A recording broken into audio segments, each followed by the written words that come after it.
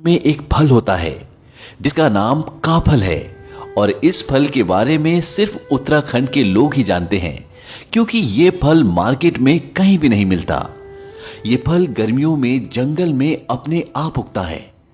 और जब ये फल आता है, इस फल के साथ दो चिड़ियाएं भी आती हैं, जिनमें से एक चिड़िया कहती है, काफल पाको मिलनी चाको, यानी काफल पक गए लेकिन मैंने नहीं चखे।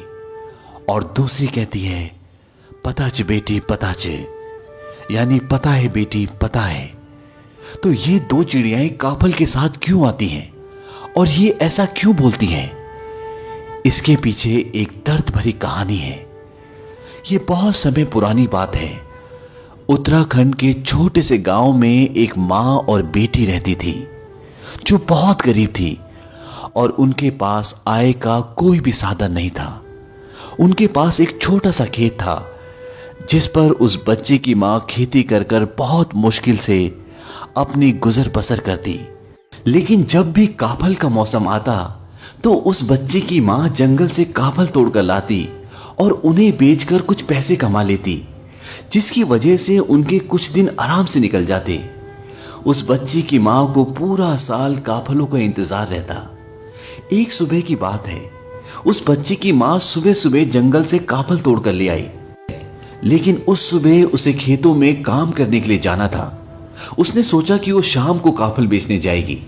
उसने अपनी बेटी से कहा कि मैं खेतों पर काम करने के लिए जा रही हूं और जब मैं वापस आऊंगी तब मैं अपने हाथों से तुम्हें काफल दूंगी, उससे पहले तुम काफल मत खाना। और वो खेतों में काम करने के लिए चली गई। इस वीडियो को आगे देखने से पहले डिस्कवर चैनल को सब्सक्राइब करें और बेल आइकन भी दबाएं, ताकि जब भी हम कोई नया वीडियो डालें तो उसकी नोटिफिकेशन आपको मिल जाए। और जब वो थक हार कर खेतों से वापस आई तो उसने देखा कि टोकरी में काफल बहुत कम बचे थे। ये देखकर उसे बहुत गुस्सा आया। उसने सोचा कि मैं सुबह सुबह काफल तोड़ने गई, उसके बाद खेतों पर काम करने गई और मेरे कहने के बावजूद इसने काफल खा ली। उसकी बच्ची काफल की टोकरी के पास ही सो रही थी। उसने गुस्से में एक जोरदार मुक्का अपनी सोती हुई बेटी को मारा और वो मुक्का लगने के बाद उसकी बेटी कभी नहीं उठी। वो हमारी दुनिया छोड़कर हमेशा के लिए चली गई। हालांकि उसकी मां का ऐसा कुछ भी इरादा नहीं था, लेकिन होनी को कौन टाल सकता है। और इस घटना के बाद उसकी मां कई घंटों तक उसी के सामने बैठी रही। दरअसल उस बच्ची ने काफल नहीं खाए थे।